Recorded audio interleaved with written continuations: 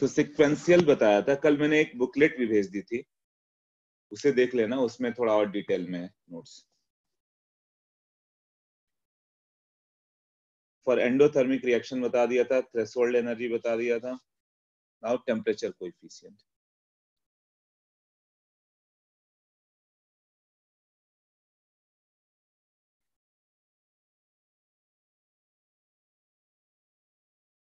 Meeting lock कर रहा हूँ, कोई आता है तो बताओ मुझे।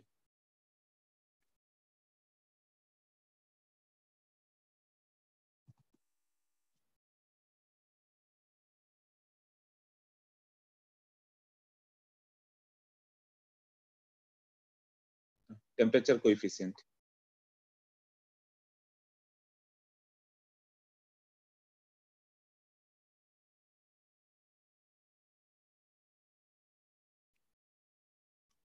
in general for 10 degree centigrade rise in temperature, rate of reaction increases by 2 times, 2 to 3 times। मतलब each 10 डिग्री के लिए रेट डबल हो जाता है इंक्रीज के लिए। तो रेट क्या होता है? K A raised to L B raised to M means temperature increases तो K इंक्रीजेस। रेट इंक्रीज होने का मतलब यही है कि टेम्परेचर बढ़ाया तो K बढ़ता होगा। तो 10 डिग्री के लिए मान लो रेट डबल हो जाता है, तो K जो हो गया उसको हम लोग टेम्परेचर कोएफिशिएंट को म्यू से रिप्रेजेंट कर रहे हैं। टेम्परेचर कोएफिशिएंट म्यू वो होगा K T plus 10 by KT। Each 10 degree rise के लिए ये करीब करीब कितना होता है? 2 to 3 for general reactions, but कहीं 1.75 1.5 ऐसे आएगा। तो एक ये ऑर्डर नहीं है, इतना के आसपास होता है। ये नहीं कि 10 12 15 होता है, 2 3 के आसपास कुछ होता है। 1.75 1.8 2.1 2.5 2.7 ऐसे हो जाता है।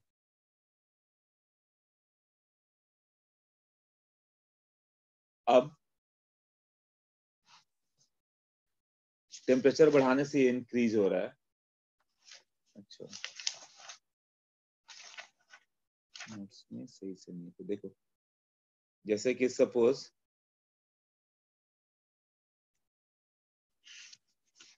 टेम्परेचर कोएफिशिएंट इज 2 और टेम्परेचर को हम लोग राइज कर दें 25 डिग्री सेंटीग्रेड से इंक्रीज करते हुए 45 डिग्री सेंटीग्रेड तक ले जाए, तो rate increases by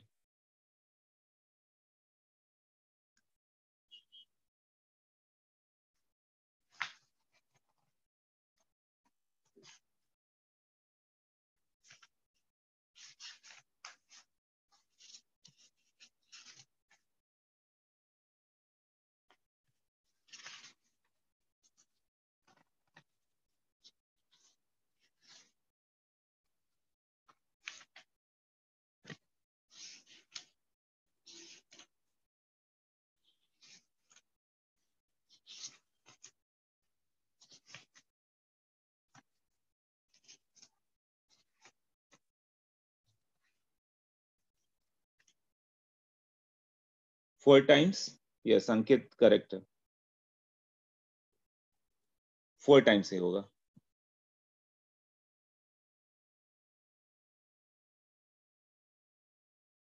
Rn also वो किसी में भी इंक्रीज हो, इंक्रीज 10 डिग्री से हो या 10 केल्विन से, बात तो एक ही है ना। तो होता क्या है कि टेम्परेचर कोएफिशिएंट नहीं दे तो 2 मान के चलना है तुम्हें। तो तुम्हें चाहिए K at 45 degree by K 25 degree centigrade. इसे नोट कर लो, ये इतना डिटेल में नहीं दिया हुआ है नोट्स में। K 45 by K 35 into K 35 by K 25, ये होगा 2 इंटू 2 4 टाइम्स। इस क्वेश्चन को नोट कर लो, क्वेश्चंस नोट कर लेना, नोट्स में डाल देना ये। ईच 10 डिग्री के लिए राइज कितना है, इसको हम लोगों ने क्या किया 45/25, यही पूछा ना कि 25 से लेकर 45 जाने पे के कितना टाइम बढ़ा, तो के 35 से डिवाइड मल्टीप्लाई कर दिया, तो ये 10 डिग्री का एक ब्लॉक है, ये 2 होता है, ये भी 10 डिग्री का इंक्रीज, ये भी 2 होता है, तो 2 इंटू 2 कितना हो गया 4 टाइम ना। अब 25 से 75 डिग्री तक जाता तो कितना टाइम से होता, मान लो कि टेम्परेचर कोएफिशिएंट 2 है, मतलब 10 डिग्री से इंक्रीज करने पे रेट डबल हो जा रहा है, तो 25 से 35 जाओगे, हाँ रेन करेक्ट है, 25 से 35 जाओगे तो 2 टाइम आएगा, और 35 से 45 जाओगे तो उसका भी डबल 4 टाइम होगा ना। तो वही मैंने पूछा कि के 45/के 25 रेट कांस्टेंट का रेशियो कितना होगा, तो हम लोग 35 से डिवाइड और मल्टीप्लाई करते हैं, तो ये 10 डिग्री का ब्लॉक है, ये 2 होता है, ये भी 10 डिग्री का ब्लॉक है, ये भी 2 है, तो 2 इंटू 2 4 टाइम से इंक्रीज हुआ ना। नेक्स्ट क्वेश्चन है टेम्परेचर 25 से 75 का दिया जाए तो रेट कितना टाइम इंक्रीज होगा, ईच 10 डिग्री पर डबल करते जाओ।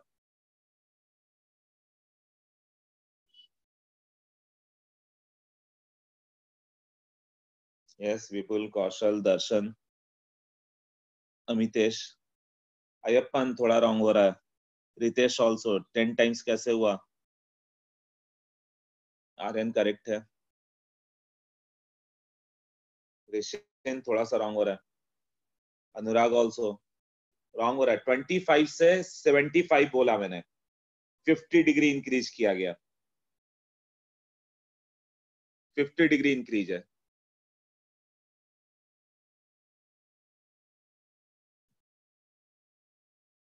Okay okay.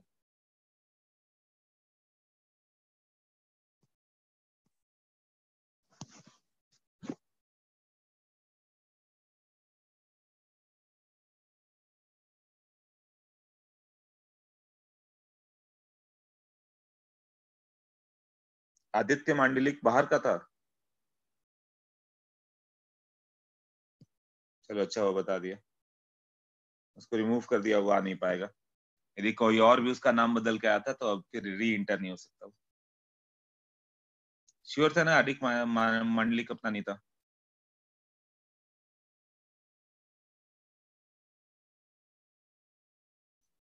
ओके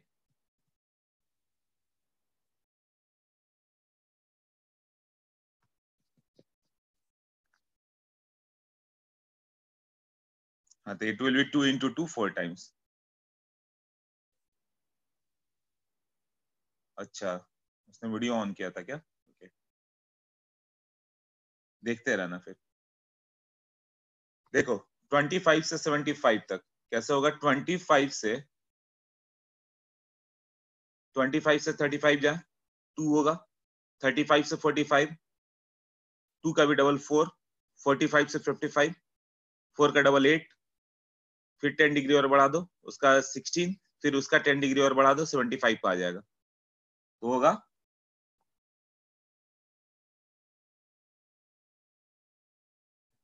मतलब मैंने पूछा कि 30, ये 32 टाइम्स कैसे हो गया, ये पूछ रहा था ना। के 75 डिग्री बाई के 25 डिग्री क्या होगा, कि उसको दो के ब्लॉक में कर दें, के 75 बाई के 65, के 65 बाई के 55 इंटू, इस तरह से करते चलते हुए जाएं, के क्या आ जाएगा लास्ट में 35/25, तो टोटल कितने ब्लॉक पड़ गए 5 ना, 2 इंटू 2⁵5।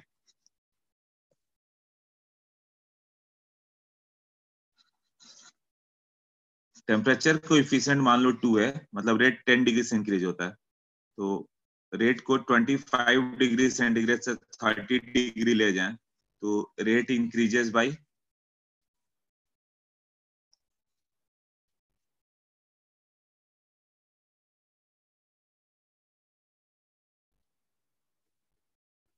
ये बहुत कम लोग आंसर कर पाते हैं, सोच के बताओ।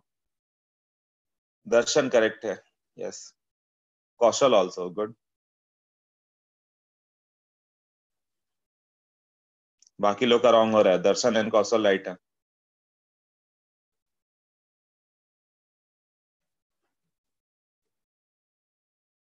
ऋषिन एक करेक्ट है, और आर्यन भी, वरद ओके, 5 आंसर हुए। हाँ मयूर का भी सही है। 10 डिग्री इंक्रीज करने पे रेट डबल हो रहा था, 5 डिग्री इंक्रीज करने पे रेट, यस जो करेक्ट है। 10 डिग्री करने पे रेट डबल हो रहा था, 5 डिग्री के लिए रेट कितना टाइम होगा? 1 टाइम नहीं होगा, ये यूनिटरी मेथड नहीं है, ये एक्सपोनेंशियल है, ये जीपी है, ज्योमेट्रिक प्रोग्रेशन है, अर्थमेटिक नहीं है।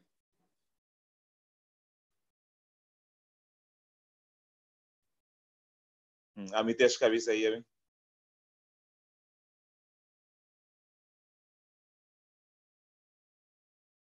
ये नहीं कि 10 डिग्री के लिए डबल तो 5 डिग्री के लिए सिंगल, तब तो रेट उतना ही रह गया। तुम्हें मालूम है हर डिग्री पे रेट इंक्रीज होगा, तो 5 डिग्री पे इंक्रीज तो होगा ही, तो 1 टाइम कैसे होगा? सबसे कॉमन आंसर आता है 1 time unitary method. Unitary method तो अर्थमेटिक प्रोग्रेशन में आ जाता है तुम्हारा, ये ज्योमेट्रिक है ना, एक्सपोनेंशियल ग्रोथ वाला। अंकित का भी सही है अभी, प्रसन्ना ऑल्सो।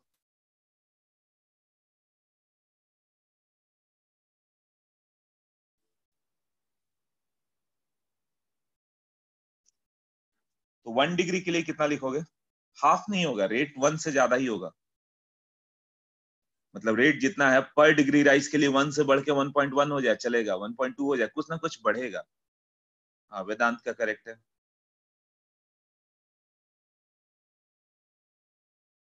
नो आयुष। हाँ प्रसन्ना सही है, 1 डिग्री के लिए भी प्रसन्ना ने सही बताया। बताओ, इस पे टाइम इसलिए दे रहा हूँ क्योंकि ये आते रहता है। Shrihari got disconnected due to power outage, okay ठीक है, मैं अनलॉक कर रहा हूँ बेटी।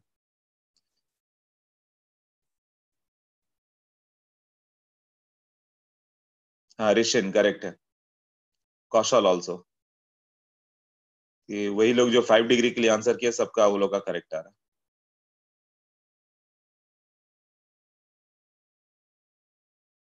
ठीक है, वन लॉक द मीटिंग। देखो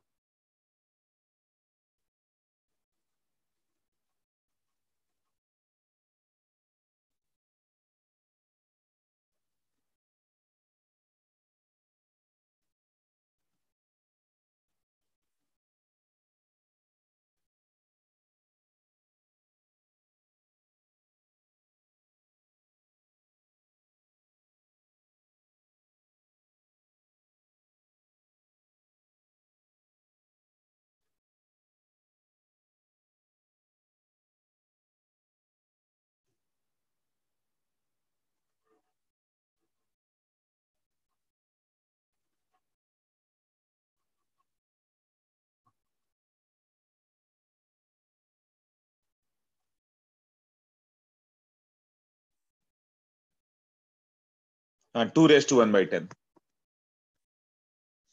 इसको क्या करेंगे हम लोग, देखो ये लिख लेना नोट्स में, नहीं है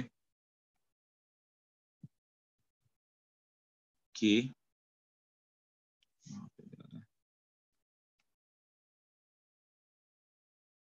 KT+10/KT=2 था। इसको 5 के ब्लॉक में ब्रेक करें, KT+10/KT+5 इंटू KT+5/KT=2।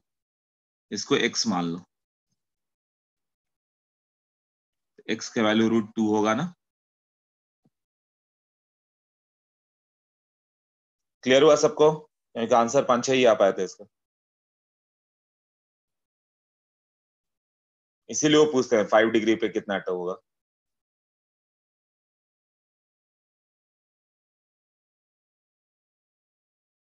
एक फॉर्मूला बना देते हैं, एक काम करते हैं इसका, ये फॉर्मूला सही से याद कर लोगे, KT2/KT1 will be temperature coefficient raised to T2 minus T1/10। ये लिख लेना, ये फॉर्मूला दिया हुआ नहीं है, बट इससे सारे क्वेश्चन हो जाएंगे। देखो तो हो जा रहे हैं सारे क्वेश्चन। जैसे K30 से K25, कितना हो गया, टेम्परेचर कोएफिशिएंट नहीं दिया तो बाय डिफॉल्ट 2 लोगे, 2/5/10 √2।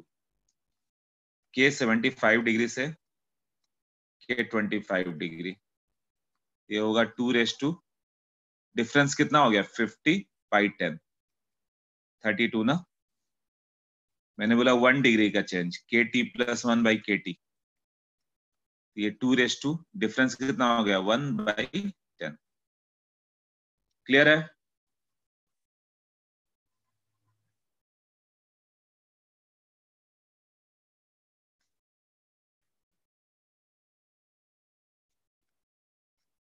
अब एक फॉर्मूला आया था ln k2/k1 equal to EA/R T2 - T1/T1 T2।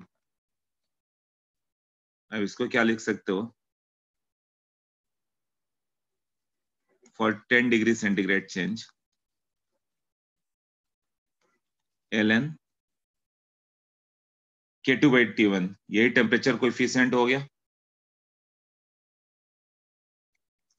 Equal to EA/R, ये 10 का चेंज है, by T1 T2।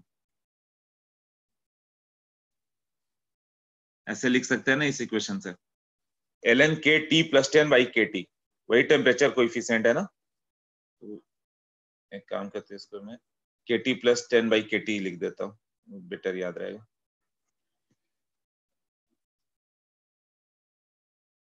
ln KT + 10/kT, ये दिया हुआ है नोट्स में, EA/R इंटू 10/T1 T2। अब कैसे कैलकुलेट करें, मान लो टेम्परेचर कोएफिशिएंट कैलकुलेट करना है, EA चाहिए, टेम्परेचर चाहिए, तो टेम्परेचर नहीं दिया है तो इन जनरल रूम टेम्परेचर ले लो, 25 डिग्री से लेके 35 डिग्री तक। 25 डिग्री हो गया 298 केल्विन,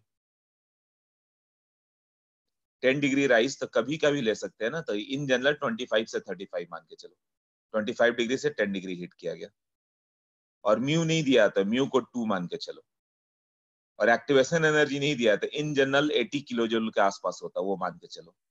3 एजम्पशन है जो अपने नोट्स में दिए मैं, वो होंगे कि एट रूम टेम्परेचर नहीं दिया तो मान के चलना,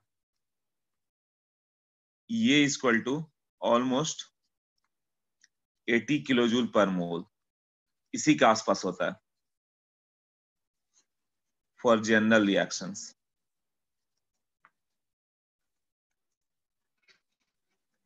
if T is not provided,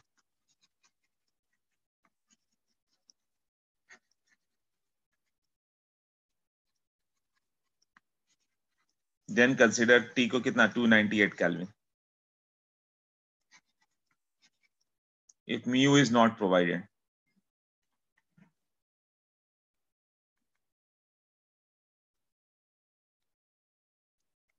then consider what, mu equal to 2। तो ये 3 एजम्पशन होगा, नहीं दिया होगा तो इतना इतना मान के चलेंगे हम। नहीं ये मत लिखो, ये दिया हुआ नोट्स में, जो क्वेश्चन थे 2-3 वो नहीं दिया था, या एक फॉर्मूला नहीं दिया था, प्रीवियस पेज पे प्रीवियस स्लाइड पे जो था वो सब नहीं दिया था। क्वेश्चंस जो थे 25 से 35 किया गया, 25 से 30 किया गया, रेस्ट रिटेन है। अब बताओ 10 डिग्री इंक्रीज करने से क्या हो गया, रेट डबल क्यों हुआ?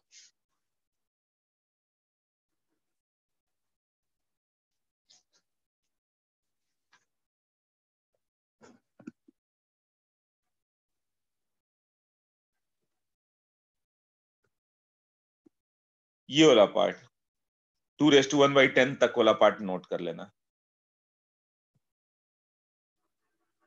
यहां तक ऊपर से लेकर बाकी सब दिया हुआ, ये हाफ पार्ट नोट कर लो।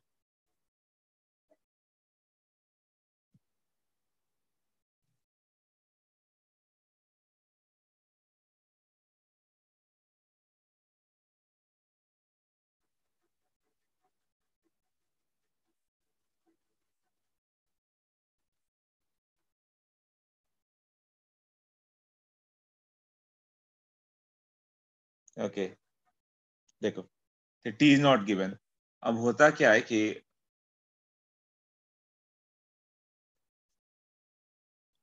10 डिग्री इंक्रीज के लिए collision frequency does not increase. Collision frequency Z, ये किसके प्रोपोर्शनल था? तो Z is proportional to collision frequency, मतलब एक सेकंड में कितना बार collision हो रहा है per unit volume. Number of collision, ये क्या था? Number of collisions per unit volume per unit time, यही है ना collision frequency. इसका Z is proportional to √T. क्यों? वेलोसिटी कितना था याद है ना? √3RT/m RMS. तो जितना टेम्परेचर का होगा उतना ज्यादा वेलोसिटी, तो उतना फास्ट कोलिजन करेगा, तुरंत तुरंत कोलाइड करेगा. तो क्या कोलिजन फ्रीक्वेंसी डबल हो जा रहा है क्या 10 डिग्री इंक्रीज करने पे? वेदांत कल यही पूछ रहा था, है ना? कोलिजन फ्रीक्वेंसी चेंज हो जाएगा. कोलिजन फ्रीक्वेंसी कितना चेंज होगा बताओ? डबल होने के लिए कोलिजन फ्रीक्वेंसी टेम्परेचर कितना टाइम चेंज करोगे? 300 केल्विन है, कितना केल्विन कर दें कि डबल हो जाए कोलिजन फ्रीक्वेंसी?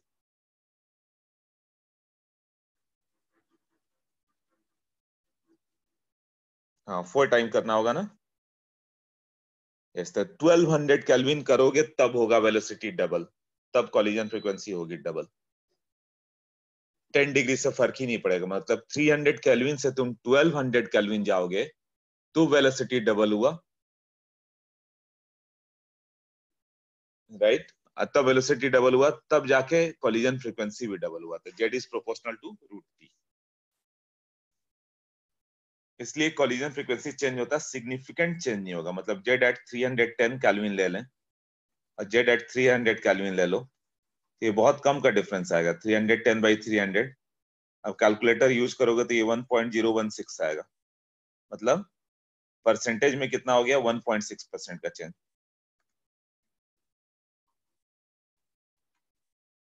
मतलब 100 कॉलिजन हो रहा था, तब 100 में 1.6 होगा.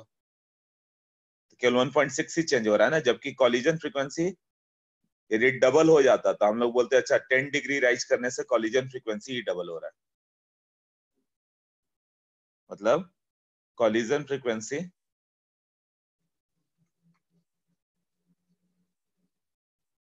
is not responsible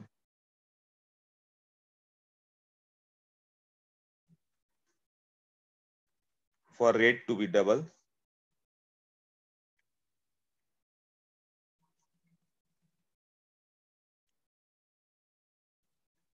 by temperature increase of 10 degree. 10 degree centigrade से डबल करे तो नहीं होगा. तो ये पेज नोट कर लो, ये पेज नहीं है नोट्स में. एनसीईआरटी में है, नोट्स में नहीं दिया हुआ. हाँ उतना इंपॉर्टेंट नहीं है इसलिए नहीं दिया, बट कहीं पूछ ही दे कि कॉलिजन फ्रीक्वेंसी कितना हुआ तो मालूम होना चाहिए ना. सब कुछ नोट्स में होना चाहिए.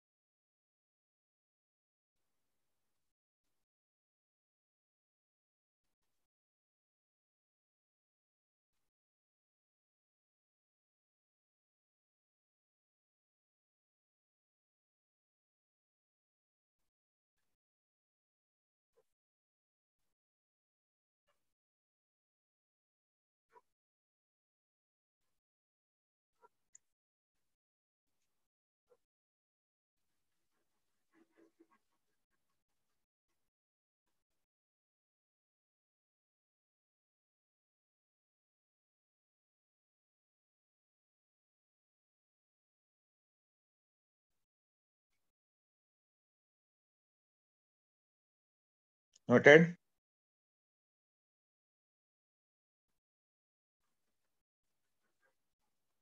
वो गिवन रहेगा. टेम्परेचर कोएफिशिएंट 2 to 3 टाइम बोला. यदि नहीं दिया हुआ तो TC2 लेके चलो, नहीं तो अदरवाइज दिया रहेगा. क्वेश्चन देखोगे बुकलेट में होगा टेम्परेचर कोएफिशिएंट इज 3, तो what will be the rate of change 25 degree से 50 डिग्री जाते हैं, ऐसा क्वेश्चन होगा. कितना होगा? मान लो टेम्परेचर कोएफिशिएंट 3 है और टेम्परेचर 25 डिग्री से 50 डिग्री पर ले गया.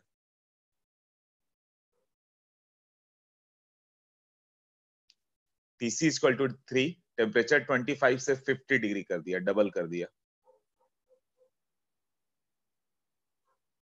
TC 3 है टेम्परेचर कोएफिशिएंट।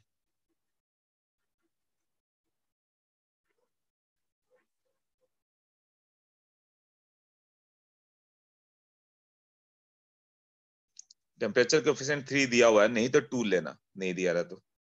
हाँ 3 रेस टू 5/2। हाँ change in temperature T2 minus T1 25/10 2 raise 2.5 ना। हाँ 3 रेस टू 2.5। यस फॉर्मूला क्या था, टेम्परेचर कोएफिशिएंट, अभी फॉर्मूला याद नहीं हुआ तुम लोग को, temperature coefficient T2 minus T1/10 ऐसे था ना। टेम्परेचर कोएफिशिएंट 3 का पावर हो गया T2 माइनस T1/10 मतलब 25/10। 25 का इंक्रीज था ना, मतलब 2.5। 3 रेस टू 2.5 मतलब 9√3। ऐसे ऐसे क्वेश्चन दिखेंगे तुम्हें। Okay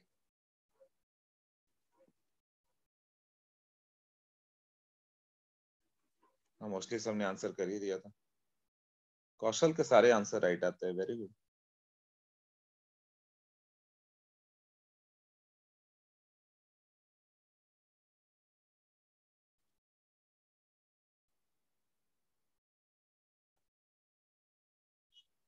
three raise to 2.5 grade. Okay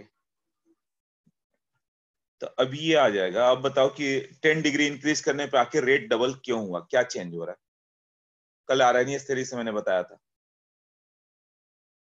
यदि पहले मान लो एक्टिव मॉलिक्यूल 10% था। एक्टिव मॉलिक्यूल क्या था, जिसकी एनर्जी थ्रेशोल्ड से ज्यादा हो, जो स्ट्राइक करे तो प्रोडक्ट बने ही बने।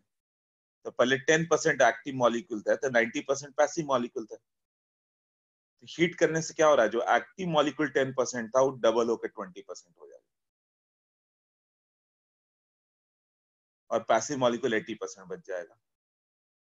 मतलब नंबर ऑफ मॉलिक्यूल जिसकी एनर्जी थ्रेशोल्ड से ज्यादा है वो डबल हो गए आर्हेनियस थ्योरी से। और यही फिर से 10 डिग्री इंक्रीज कर दो, तो जो एक्टिव मॉलिक्यूल 20% है और पैसिव 80% है, तब क्या हो जाएगा, एक्टिव मॉलिक्यूल पहले से डबल। हाँ ज्यादा मॉलिक्यूल उस बैरियर को क्रॉस कर पाएंगे। मतलब कि जो पहले मॉलिक्यूल जो 20% थे जिनकी एनर्जी थ्रेशोल्ड से ज्यादा थी, तब 40% मॉलिक्यूल ऐसे हो जाएंगे जिसकी एनर्जी थ्रेशोल्ड से ज्यादा है। तो मॉलिक्यूल डबल हो गए ना जिनकी एनर्जी थ्रेशोल्ड से ज्यादा हो रही है। तो इसका कर्व ड्रॉ करना हम लोग को, ये सब कर्व नोट्स में गिवन है। फ्रैक्शन ऑफ मॉलिक्यूल्स, ये शायद याद होगा तुम लोगों को, मैक्सवेल बोल्ट्जमैन कर्व याद है। यहाँ पे फ्रैक्शन ऑफ मॉलिक्यूल और स्पीड के साथ बताया था। ये टॉप पॉइंट क्या इंडिकेट करता है, या स्पीड था।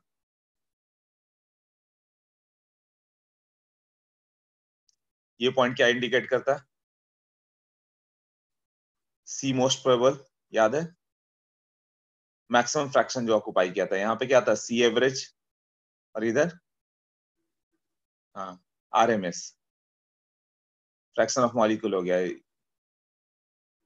तो अभी हम लोगों ने वही किया, स्पीड की जगह काइनेटिक एनर्जी कर दें। ये एनर्जी की बात कर रहे थे, एनर्जी से थ्रेशोल्ड एनर्जी ले लेंगे। एक सर्टेन स्पीड मान लो 10 मीटर पर सेकंड ज्यादा है, तो वो प्रोडक्ट दे रहा है। तो इसको हम लोग ग्राफ ड्रॉ करें एनर्जी के रेस्पेक्ट में। तो ये मान लो एक लेवल ले लो, यहाँ पे थ्रेशोल्ड एनर्जी, ये हो गया थ्रेशोल्ड एनर्जी। तो अभी कितने मॉलिक्यूल प्रोडक्ट देंगे, ये मॉलिक्यूल जो होंगे प्रोडक्ट हो देंगे, ये क्या कहलाएंगे, active molecule. Left hand side में जो ये सब क्या हो गया, ये पैसिव मॉलिक्यूल है, ये प्रोडक्ट नहीं देंगे, इसकी एनर्जी थ्रेशोल्ड से कम है। मान लो ये 90% ऑफ द एरिया है, और ये क्या था, 10% था। अब हीट करोगे 10 डिग्री से, तो वो कर्व याद आ रहा है, 10 डिग्री पे क्या होता था, टेम्परेचर बढ़ाने पे कर्व क्या था, ऐसे था ना। तो वो कर्व राइट साइड में शिफ्ट होते जाता था, ऐसे ऐसे फ्लैट होके, याद आया। तो 10 डिग्री राइज कर रहे हैं तो ये भी क्या हो जाएगा, फ्लैट होगा। ये जो आ जाएगा कर्व,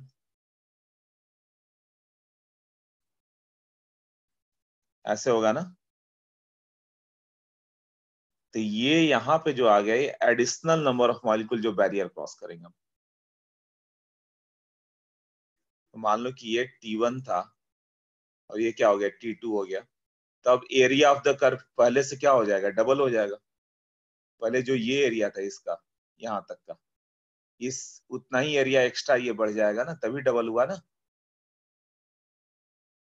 हाँ, तो ये जो होता है फ्रैक्शन ऑफ मॉलिक्यूल जो होते हैं जो कॉलिजन देंगे वो डबल हो जाते हैं।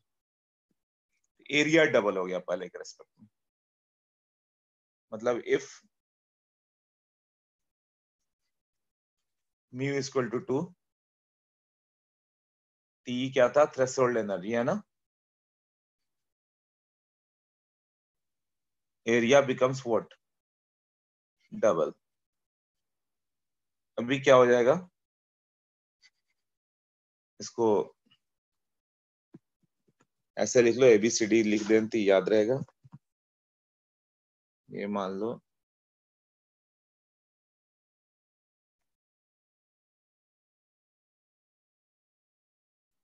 ये A है, इधर D ले लो, ये B था, ABCD छोटा एरिया, बाद में इसको EF ले लो। ये नोट्स में ठीक से देख लेना, एरिया दिख जाएगा। AE है, ABCD पहले छोटा वाला एरिया था, अब AEFD बड़ा वाला एरिया हो गया। मतलब एरिया ऑफ क्या हो गया, इफ TC इज 2, तो एरिया ऑफ जो बाद में एरिया आ गया कौन सा, AEFD equal to 2 times area of initial कौन सा, ABCD, यही होगा ना।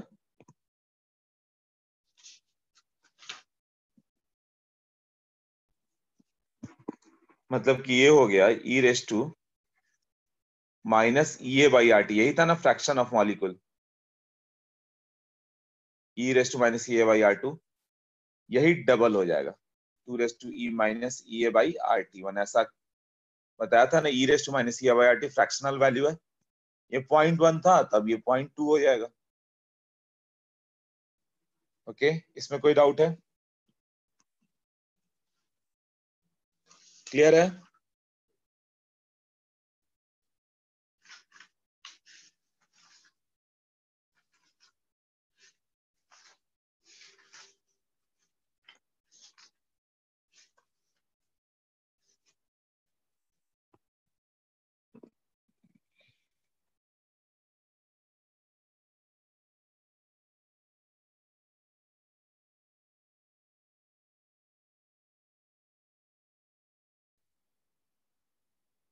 ओके, क्या डाउट आता है, हीट करने से ज्यादा मॉलिक्यूल एनर्जी बैरियर क्रॉस बात कर पाते हैं, बिल्कुल वही होगा ना, जो 10% तब 20% करेंगे।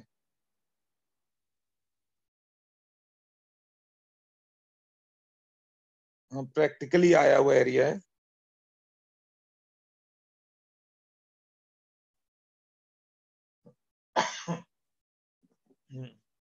नहीं, ये नोट्स मेरे अच्छे हैं, ये जो नोट्स भेजा है ना वो सही है, हैंड रिटन नोट्स। वो बुकलेट तो बुकलेट टाइप ही लिखा रहेगा ना, बुक टाइप लिखा रहता हूँ।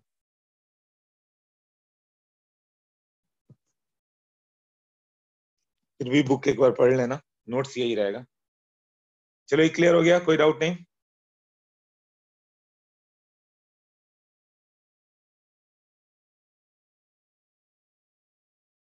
ये सब नोट्स में है, अभी जो भी मैं लिखवा रहा हूँ सारे नोट्स में। अब कैटालिस्ट की बात करें, एक छोटा सा इजी सा टॉपिक है, इसमें कुछ है नहीं। कैटालिस्ट क्या होता है, इसका डेफिनेशन नहीं लिख रहा हूँ, नोट्स में दिया हुआ है। वो substance which accelerates the rate of reaction without itself being consumed.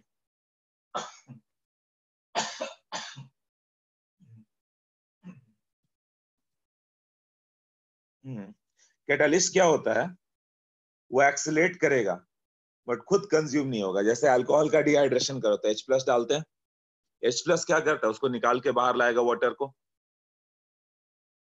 Right, और HCl से जो है Cl माइनस जाएगा, और लास्ट स्टेप में देखना H+3 जनरेट होगा। तो कंज्यूम नहीं होता, रिएक्शन में पार्टिसिपेट करेगा बट वो कंज्यूम नहीं होगा। हाँ, तो कैटालिस्ट दो तरह के होते हैं, एक पॉजिटिव कैटालिस्ट और एक निगेटिव कैटालिस्ट। निगेटिव कैटालिस्ट क्या होगा, जो decelerate the rate of reaction, and positive catalyst क्या होगा, जो increases the rate of reaction. तो कैटालिस्ट जो होता है इन जनरल, कैटालिस्ट मतलब हो गया जो एक्सीलरेट कर रहा है। कैटालिस्ट क्या होता है, that altars the rate of reaction, है ना, विदाउट इटसेल्फ बीइंग कंज्यूम्ड। तो एक्सीलरेट और डिसलेट दोनों करेगा। तो नोट्स में अभी एक्सीलरेट लिखा हुआ है, बाद में लिखा रहेगा कि निगेटिव कैटालिस्ट में डिसलेट भी होता है। इन जनरल कैटालिस्ट मतलब accelerated. If catalyst participate in an elementary state, मान लो किसी एलिमेंट्री स्टेप में कंज्यूम हो गया, जैसे अल्कोहल का डिहाइड्रेशन में H+ कंज्यूम हो गया, तो किसी ना किसी स्टेप में वो H+ वापस मिल जाएगा। Then it must be regenerated in other elementary step. अब कैटालिस्ट क्या करता है, एक अल्टरनेट पाथ देता है विथ लोअर एक्टिवेशन एनर्जी। वो क्या करता है, पाथ ही छोटा कर देता है, बैरियर को छोटा कर देगा।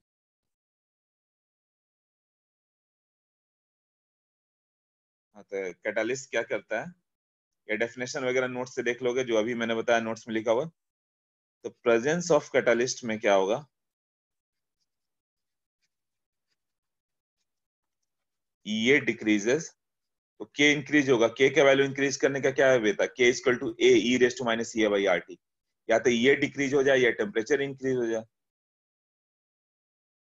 तो अब ये ही चेंज हो जाए, तभी दो इक्वेशन लिखे, L N K equal to L N A minus E A by what R T. और ये क्या था, एल एन अनकैटालाइज्ड, K1 ले लो, और एल एन K2 की बात करें तो एल एन ए वही रहेगा, ए पे ज्यादा फर्क नहीं पड़ रहा, ये भी क्लियर है ना। बट ये एकदम चेंज हो जाएगा, ये डैश बाई आर टी। मतलब कैटालिस्ट डाल दिया तुमने तो वो ये डैश हो गया, तो रेट फास्ट हो गया तुम्हारा, छोटा हो गया रेट। तो ये क्या था, activation energy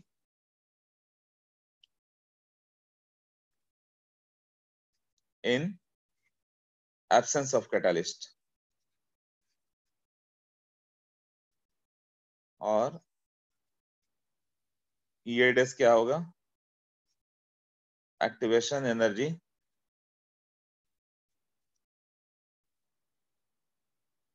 in presence of a catalyst.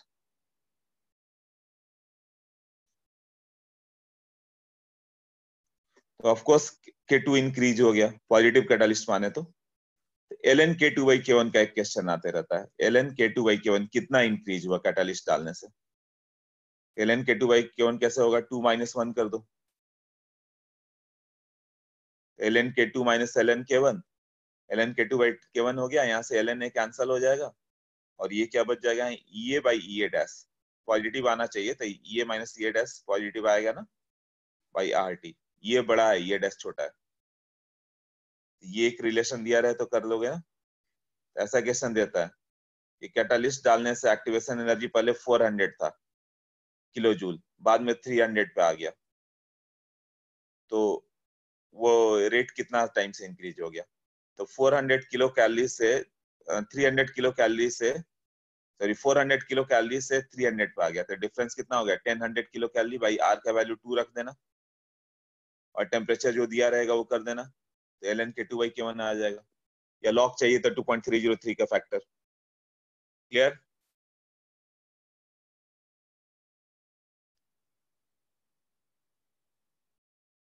Okay, सो ये हुआ क्या, कैटालिस्ट डालने से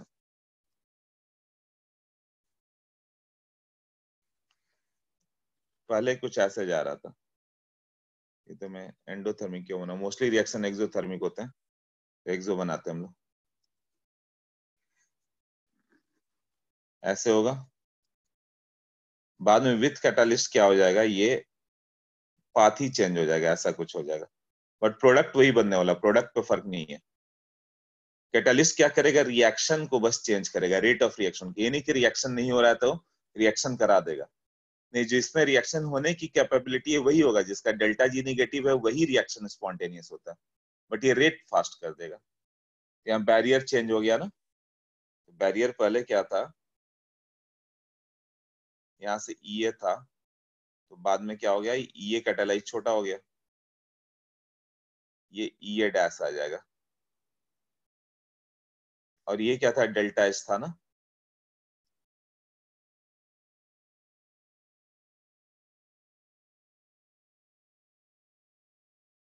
डेल्टा एच का रिलेशन दिया था कि नहीं, ये फॉरवर्ड माइनस ये बैकवर्ड, ऐसा ये क्या हो गया, ये फॉरवर्ड,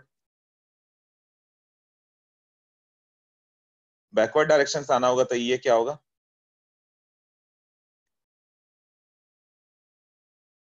ये होगा ये बैकवर्ड,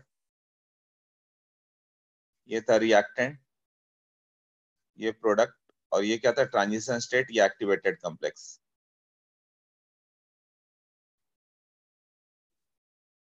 और डेल्टा एच क्या होता है, ये फॉरवर्ड माइनस ये बैकवर्ड की ये बैकवर्ड माइनस ये फॉरवर्ड, ये रिएक्शन एक्सोथर्मिक है, तो डेल्टा एच निगेटिव आना चाहिए। निगेटिव कब होगा, जब तुम ये फॉरवर्ड माइनस ये बैकवर्ड करोगे, तो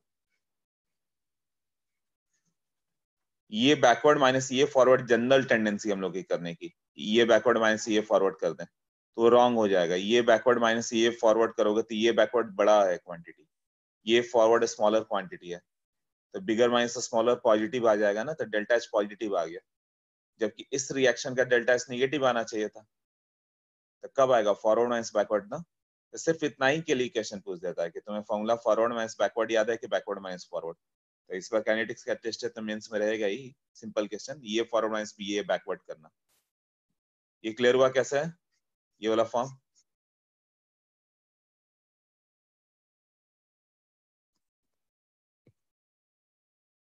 ओके, तो कैटालिस्ट क्या कर दिया, चेंज कर देता। अब कैटालिस्ट क्या चेंज करेगा, क्या डेल्टा जी को चेंज करेगा, डेल्टा जी तो delta H minus T delta S है, वो चेंज नहीं होने वाला, डेल्टा एच डेल्टा ई ये सब कुछ भी चेंज नहीं होगा, मतलब जो एनर्जी जो जाने वाला था, कितना एक्सटेंट ऑफ रिएक्शन होगा, क्या इक्विलिब्रियम, वो सब कुछ नहीं चेंज होगा। कैटालिस्ट डालोगे तो इक्विलिब्रियम कांस्टेंट पे कोई चेंज था क्या, याद करो, इफेक्ट ऑफ कैटालिस्ट लिखा था ना, नो चेंज इन के इक्विलिब्रियम, तो delta G delta S delta E के इक्विलिब्रियम में कोई चेंज नहीं होता।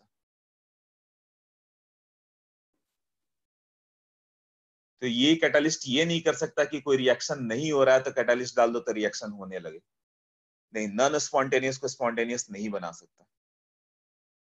जैसे कोई भी सब्सटेंस ऐसा नहीं है कि फैन नहीं चल रहा तो उसको डाल दो तो फैन चलने लग जाए, नॉन स्पॉन्टेनियस फैन का चलना नॉन स्पॉन्टेनियस है तो नॉन स्पॉन्टेनियस ही रहेगा, जब तक एनर्जी दोगे तभी तक फैन चलेगा। ऐसा कोई सब्सटेंस नहीं है कि वहां पे लेकर आओ तब तक फैन चला फिर निकाल लो खत्म हो गया। हाँ, स्पॉन्टेनियस है तो उसका रेट को फास्ट कर सकता है, तो कैटालिस्ट क्या करता है, केवल रेट को इंक्रीज डिक्रीज करेगा और कुछ नहीं करेगा, नॉन स्पॉन्टेनियस को स्पॉन्टेनियस नहीं बनाएगा, तो डेल्टा जी में फर्क नहीं है, डेल्टा एच में नहीं है, डेल्टा ई में नहीं है, कुछ भी नहीं, बस बैरियर करता। ओके,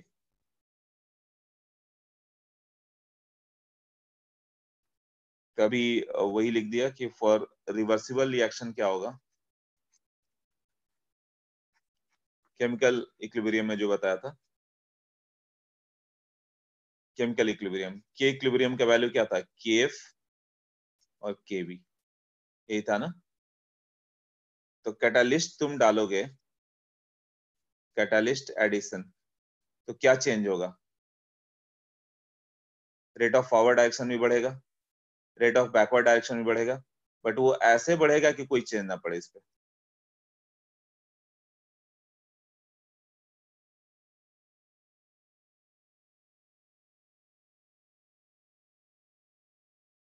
ये केमिकल इक्विलिब्रियम में था, राइट, कि के बाई के बी यदि दोनों सेम एक्सटेंट से जा रहा है, मतलब इस रेशियो में जा रहा है कि इसमें के इक्विलिब्रियम में नो चेंज आता है।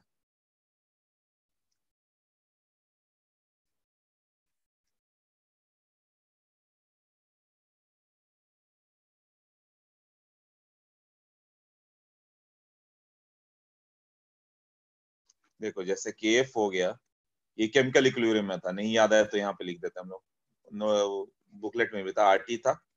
KB कितना होगा, इसका अपना कॉलिजन होगा e⁻ backward by RT। KF by KB निकाल दो, KF by KB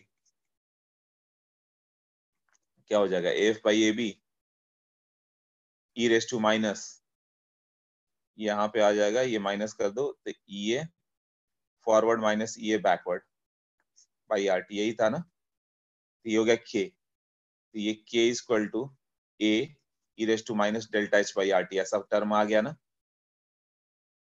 ln K2 by K1, catalyst डालने से अब तो यहीं पे मालूम चल रहा है, कैटालिस्ट डालोगे तो क्या चेंज होगा, इधर किसी चीज पे फर्क पड़ेगा क्या, डेल्टा H है, R है, T है, A है, no effect on catalyst addition.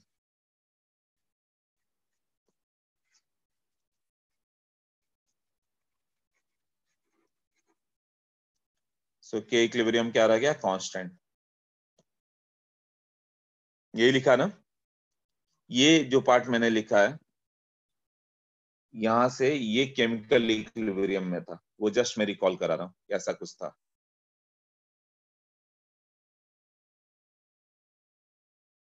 क्या किया गया, KF equal to AF e⁻ by RT, यहाँ भी KB भी इसी तरह से होगा। अब K इक्विलिब्रियम निकालना रहा है, KF by KB, K equilibrium में ही था, तो AF बाई AB एक न्यू कांस्टेंट A ले लो, e⁻ forward minus EA backward by RT, EA forward minus EA backward क्या हो जाता है, डेल्टा H।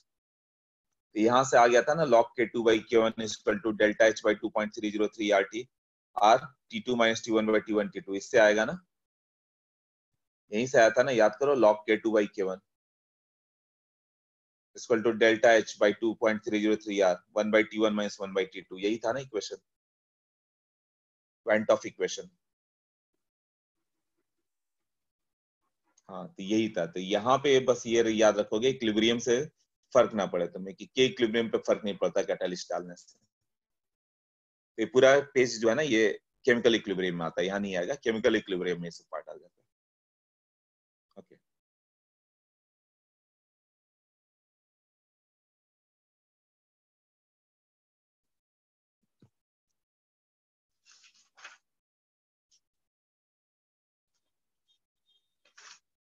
हाँ ये तो मैंने एलिमेंट्री रिएक्शन दिखा है वन स्टेप में। अब एक कॉम्प्लेक्स रिएक्शन का दिखाया हुआ है नोट्स में, कि मान लो एक्सोथर्मिक कॉम्प्लेक्स रिएक्शन है, एक्सोथर्मिक कॉम्प्लेक्स रिएक्शन है, R1 प्लस R2, एक कैटालिस्ट डाल दो, क्या आ गया, P1 प्लस P2। अब एलिमेंट्री स्टेप 1 ले लें, तो R1 प्लस R2 हो सकता है कि R1 पहले कैटालिस्ट से अटैक करे, जैसे अल्कोहल H प्लस से रिएक्ट किया, कैटालिस्ट H प्लस था, तो ये क्या बन गया, एक इंटरमीडिएट कार्बोकेटायन बन गया था, प्लस P1 कुछ बन गया। अब ये रिएक्शन हो गया मान लो स्लो और एंडोथर्मिक। क्यों, कार्बोकेटायन कार्ब फ्री रेडिकल वगैरह बनने में एनर्जी तो लगती है, पहले स्टेप में ट्रांजिशन स्टेट में जाता है, जैसे E1 ले लो या SN1 ले लो, तो यही था ना, अल्कोहल का डिहाइड्रेशन जो मैंने बोला।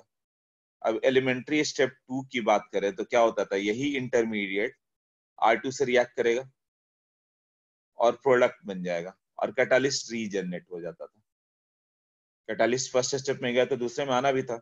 अब रिएक्शन फास्ट हो गया और एक्सोथर्मिक हो गया, ये मैकेनिज्म तो जस्ट वही है ना जो SN1 हो गया, पहला स्टेप स्लो था, कार्बोकेटायन बना, और एंडोथर्मिक था, हीट देना पड़ता है बॉन्ड ब्रेकिंग में। अगले स्टेप में क्या हो गया, प्रोडक्ट बना, तो फास्ट बनेगा और एक्सोथर्मिक होगा। Overall reaction R1 plus R2 equal to ये जो है आ गया। इसका कर्व कैसा होगा, अब SN1 मालूम है तो ये कर्व आराम से बता सकते हो, SN1 वाला ही कर्व है ना। तो ये जो जाएगा, कहाँ से जाएगा, इस साइड से, इधर से यहाँ पे फॉर्म होगा, ऐसे जाएगा, कार्बोकेटायन यहाँ पर आ जाता है इंटरमीडिएट, फिर ये इधर जाता था, ये फिर ये प्रोडक्ट। तो पहले स्टेप में क्या हो गया, R1 प्लस C, यही था ना। दूसरे स्टेप में क्या हो गया, I+P1 एक्टिवेटेड कॉम्प्लेक्स आएगा, और यहाँ पे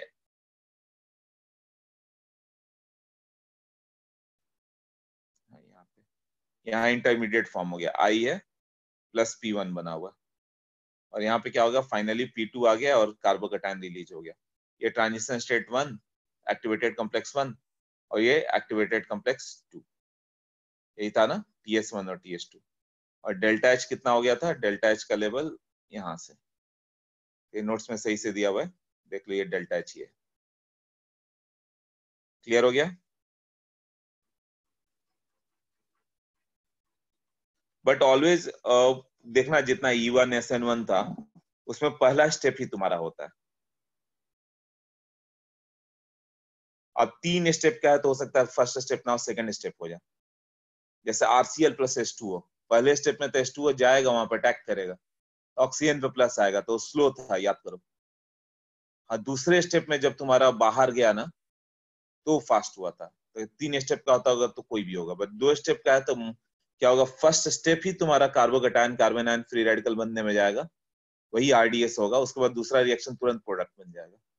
मतलब पहले इंटरमीडिएट कुछ ना कुछ तो बनेगा ना, 2 स्टेप का है तो इंटरमीडिएट बनना हमेशा तुम्हारा एंडोथर्मिक होगा।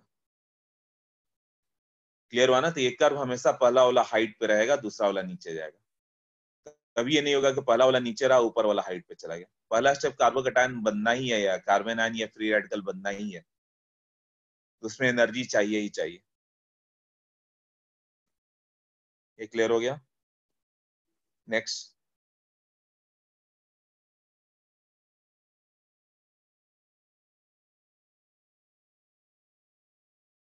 अब एंडोथर्मिक का कर्व कैसा होगा, डेल्टा H पॉजिटिव रहे तो, ये सब भी कर चुका। Delta H positive elimination reaction था ना, तो एलिमिनेशन का कर्व बताया था ना मैंने। 1 स्टेप रहा तो एलिमिनेशन ऐसे होगा, है ना, E2 का ऐसे हो जाता। E2 में क्यों पॉजिटिव था, क्योंकि सैचुरेटेड कंपाउंड से अनसैचुरेटेड बनाया गया था। सैचुरेटेड में सब में सिग्मा बॉन्ड है तो उसकी एनर्जी ज्यादा, वो ज्यादा स्टेबल है।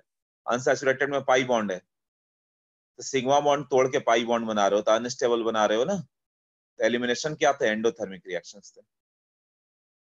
और वही E1 ले लोगे तो क्या होगा, कॉम्प्लेक्स रहता तो E1 रहेगा तो कैसा था, ये याद करो। यहां से स्टार्ट हुआ पहला स्टेप, कार्बोकैटायन फॉर्मेशन, दूसरा ऐसे छोटा होते हुए यहाँ पे इस तरह से होगा ना, delta H positive. Clear? Okay, next definition देखो जो नोट्स मैंने भेजा। नोट्स में कुछ डेफिनेशन है, क्या क्या दिया हुआ है। पहला टाइप ऑफ कैटालिस्ट, पहला दिया हुआ पॉजिटिव कैटालिस्ट, उसमें लिखा हुआ पॉजिटिव कैटालिस्ट क्या करेगा, इंक्रीजेस रेट ऑफ रिएक्शन या डिक्रीजेस एक्टिवेशन एनर्जी, यही है ना। ये लिख नहीं रहा मैं लिखा हुआ नोट्स में लिखते जाओ। निगेटिव कैटालिस्ट वो क्या करता है, डिक्रीजेस रेट ऑफ रिएक्शन या increases activation energy. Types of catalyst में क्या हो गया,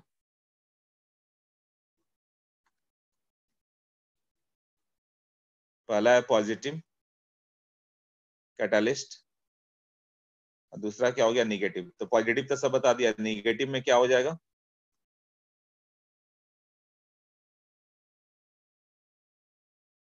ऐसे मान लो एक्सोथर्मिक, तो निगेटिव कैटालिस्ट क्या करेगा, बैरियर ऐसा कर देगा, ये निगेटिव कैटालिस्ट। तो बैरियर ऊंचा कर देगा, तो ये कहाँ पे जरूरत पड़ता है, जैसे फूड पैकेजिंग इंडस्ट्री है, वी डोंट वांट कि फूड जल्दी खराब हो, तो हम लोग चाहते हैं बैक्टीरियल ग्रोथ ना हो, तो निगेटिव कैटालिस्ट डाल देंगे कि बैक्टीरियल ग्रोथ ना रहे, रुक जाएगा।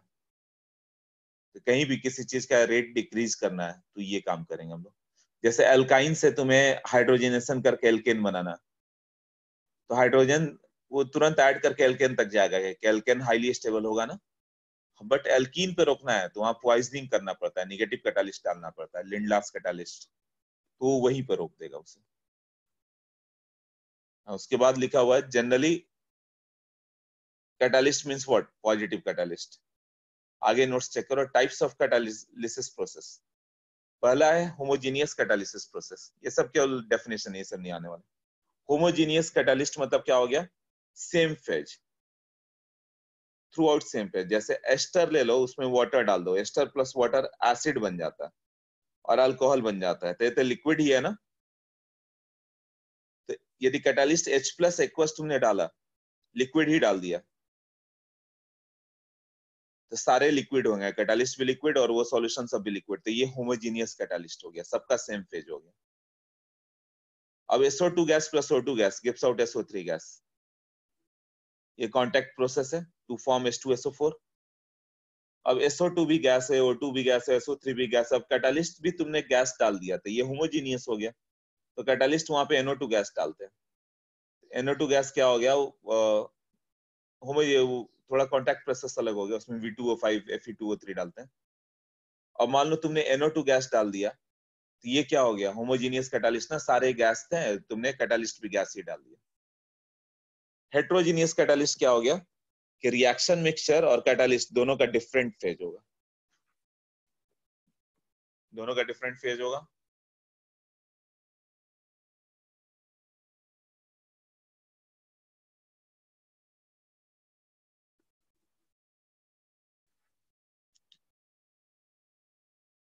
हाँ, जैसे HI गैस है, gives out H2 gas plus I2 gas है, HI gas gives out H2 gas plus I2 gas है, तो क्या हो जाएगा, उसमें गोल्ड सरफेस दे दो, तो गोल्ड तो तुम्हारा सॉलिड हो गया, और reactant product HI gas, H2 gas, I2 gas सब गैस है और वो सॉलिड है, तो ये क्या हो गया, हेट्रोजीनियस हो गया, इसका फेज अलग है। अब N2 gas plus 3H2 gas, उसमें तुम आयरन सॉलिड डाल दो, आयरन तुमने डाल दिया तो क्या हो जाएगा, ये सब गैस से आयरन सॉलिड डाल दिया, तो अभी अलग फेज हो गया ना, ये हेट्रोजीनियस कैटालिस्ट हो गया। नेक्स्ट, प्रोमोटर क्या होता है,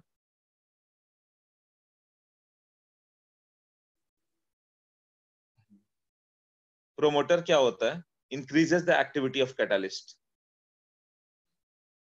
मतलब वो कैटालिस्ट की एक्टिविटी को बढ़ा देगा, कैटालिस्ट के प्रोसेस को बहुत इफेक्टिव बना देता है, या उसको बोलो तो उसका लाइफ टाइम बढ़ा दिया उसने। क्लियर, तो वो प्रोमोटर होते हैं। नेक्स्ट, ऑटो कैटालिसिस प्रोसेस क्या होता है कि one of the form behaves like catalyst, तुमने स्टार्टिंग में कैटालिस्ट डाल दिया, एक ड्रॉप दो ड्रॉप, बाद में वो खुद से कहीं ना कहीं से अपने आप को कैटालाइज कर देगा, उसी का एक इंटरमीडिएट या प्रोडक्ट, ये सब बस थ्योरेटिकल पार्ट है, सभी इस सब पे क्वेश्चन नहीं होते। ऑटो कैटालिसिस मतलब क्या होता है कि एक जो उसमें से प्रोडक्ट बना, वही तुम्हारा खुद कैटालिस्ट का काम करेगा, तुम्हें बाहर से ऐड नहीं करना है। जैसे मिथेन प्लस Cl2, ये अभी हम लोग देखेंगे कल के लेक्चर में, उससे CH3Cl बनता है, बट मिथेन का क्लोरीन डालकर रखो कोई रिएक्शन नहीं होगा, बट जैसे ही उसे तुमने सनलाइट दिखा दिया ना, उसके बाद लेकर आ जाओ, फिर रिएक्शन स्टार्ट हो गया तो अपने आप चलते रहेगा, तो वो ऑटो कैटालिस्ट हो गया ना। जैसे क्रैकर को बस्ट करते हो, क्रैकर को बस्ट करने के लिए क्या करते हैं, जब इग्नाइट करते हो तब क्रैकर बस्ट होगा, उससे पहले नहीं होगा। तो तुमने कैटालिस्ट दिया उसको, क्या कौन सा दिया, थोड़ा सा इग्नाइट कर दिया, अब इग्नाइट करोगे उसके बाद तुम्हें लगातार इग्नाइट करके नहीं खड़े रहना है, वहां से हट जाते हो, अब वो जो थोड़ा बर्न हो गया उससे जो हीट निकलेगा वो आगे वाले को बर्न करेगा, उससे हीट निकलेगा वो आगे वाले मॉलिक्यूल्स को बर्न करेगा, करते करते पूरा बर्न हो जाता है ना। तो ये प्रोसेस हो गया ऑटो कैटालिस्ट, मतलब अब तुम्हें कैटालिस्ट लेने की जरूरत नहीं है, बर्न करने की जरूरत नहीं है, एक बार बर्न कर दिया अपने आप आगे होते जाएगा। तो CH4 और Cl2 पहले रिएक्शन नहीं हो रहा है, सिर्फ उसको सनलाइट एक बार दिखा दो और वापस रूम में लेके आओ, अपने आप हो जाएगा। ये नहीं कि लगातार सनलाइट दोगे तो रिएक्शन होगा।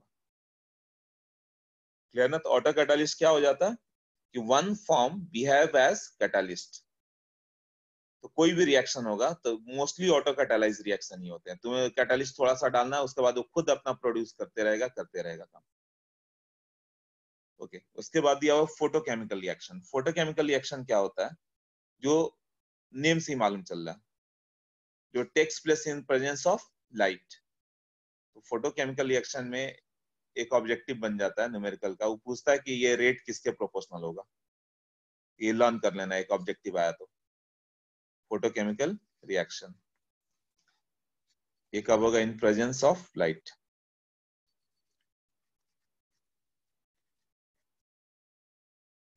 जैसे H2 गैस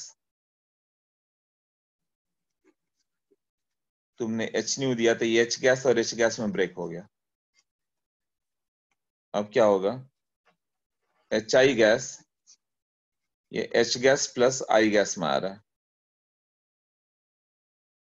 अब ROR रेट ऑफ रिएक्शन किससे प्रोपोर्शनल है, इंटेंसिटी ऑफ एब्जॉर्ब्ड लाइट। जितनी इंटेंस, जैसे फोटोसिंथेसिस, जितना सनलाइट मिला उतना ही बनाएगा। फोटोसिंथेसिस में क्या होता है, CO2 गैस अब्सॉर्ब करता है प्लांट, H2O उसको हम लोग देते हैं, रूट से जाइलम फ्लोएम जो भी होता है जिसके थ्रू वाटर पहुंच जाता है वहां पे, तो CO2 और वाटर वहां पे है ऑलरेडी, यही मिलके C6H12O6 आते हैं। बट जब फोटोसिंथेसिस में जितना सनलाइट पड़ेगा उतना ही वो बना पाएगा, उतना ही फोटोसिंथेसिस होगा। सनलाइट गायब हो गया, बनना बंद हो गया। क्लियर ना? तो रेट ऑफ रिएक्शन सिर्फ इंटेंसिटी ऑफ एब्जॉर्ब लाइट पे डिपेंड करेगा। R इक्वल टू ये हो जाएगा फाई इंटू इंटेंसिटी। अब फाई क्या है, क्वांटम यील्ड है, नाम डरावना है थोड़ा बट बहुत इजी सा पार्ट है। क्वांटम यील्ड, क्वांटम यील्ड मतलब क्या हो गया कि जितना फोटोन उसने एब्जॉर्ब किया और कितने रिएक्टेंट ने एब्जॉर्ब किया। मान लो कि 1000 फोटोन गए बट रिएक्टेंट पे जाने वाले 250 ही है, तो 25% ही प्रोडक्ट आएगा ना। इंटेंसिटी जितनी थी 1000 फोटोन की थी, तो क्वांटम यील्ड डायमेंशन लेस होगा, मतलब फ्रैक्शन हो गया जो जाके प्लांट को स्ट्राइक किया, बाकी हीट करने में चला गया उसे, वो सेल पे स्ट्राइक किया तो बन रहा है। तो आइए क्या होता है, number of moles of photon absorb पर unit volume per unit time, ये इंटेंसिटी है। इंटेंसिटी ऑफ लाइट तुम्हें मालूम चलेगा, तो उसी तरह इंटेंसिटी कितना मोल्स फोटोन का गया पर unit volume per unit time. और फाई क्या हो गया, कितना कंज्यूम हुआ विथ रिस्पेक्ट टू कितना एब्जॉर्ब हो गया। मतलब एब्जॉर्ब मान लो कि 100 फोटोन किया उसने, बट कंज्यूम किया रिएक्शन बनाने में 30 ही कंज्यूम हो गया, तो रिएक्शन परसेंट कितना आएगा, ये 30 कंज्यूम, 100 फोटोन गए और 30 ही काम आया, बाकी 70 वेस्ट हो गए। ये क्या होगा, 30/100 ऑफ इंटेंसिटी ना, ये हो गया परसेंट जो यूज होगा। हाँ 30%, 30/100 इंटू जितना फोटोन तुमने भेजा, तो वही रेट होगा ना। इस पे एक सिंपल क्वेश्चन आ जाता, फाई दिया रहेगा, आई दिया रहेगा, रेट बता दो। ये पूछ लेता है रेट ऑफ रिएक्शन किस पे डिपेंड करेगा, H2 पे कि I2 पे? नहीं, ये किसी चीज पे डिपेंड नहीं करेगा, केवल इंटेंसिटी ऑफ एब्जॉर्ब लाइट। मतलब तुम यदि प्लांट का फोटोसिंथेसिस देखो तो तुम CO2 का एटमॉस्फेयर में डाल दो, रेट नहीं बढ़ेगा। H2O कितना भी डाल दो, पूरा पानी डाल दो, पूरा CO2 डाल दो, रेट नहीं बढ़ने वाला। रेट कब बढ़ेगा, जब सनलाइट दोगे, जब सनलाइट जितना देर दोगे, जितने फोटोन गए उतना ग्लूकोज बन पाएगा। तो एक ही चीज पे डिपेंड करेगा, ना CO2 पे, ना H2O पे, ना केवल इंटेंसिटी पे। तो ये क्वेश्चन पूछता है फोटोकेमिकल रिएक्शन किस पे डिपेंड करेगा, intensity. Now factors affecting rate of reaction, ये जस्ट सम अप है जो हम लोगों ने किया। नोट्स में देखो, factors affecting rate of reaction, पहला क्या है, कंसंट्रेशन। तो कंसंट्रेशन से क्या होता है, rate K into A⁻n। Concentration बढ़ाओगे तो रेट बढ़ेगा, सिर्फ एक छोड़ के, एक केस छोड़ के। किस केस में, कौन सा ऑर्डर, उसमें कंसंट्रेशन बढ़ाओ तो भी रेट नहीं बढ़ता।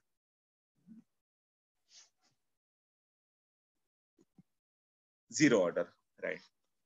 तो बाकी सब में कंसंट्रेशन बढ़ाया तो रेट बढ़ेगा, एक्सेप्ट जीरो ऑर्डर, लिखा हुआ है देख लो।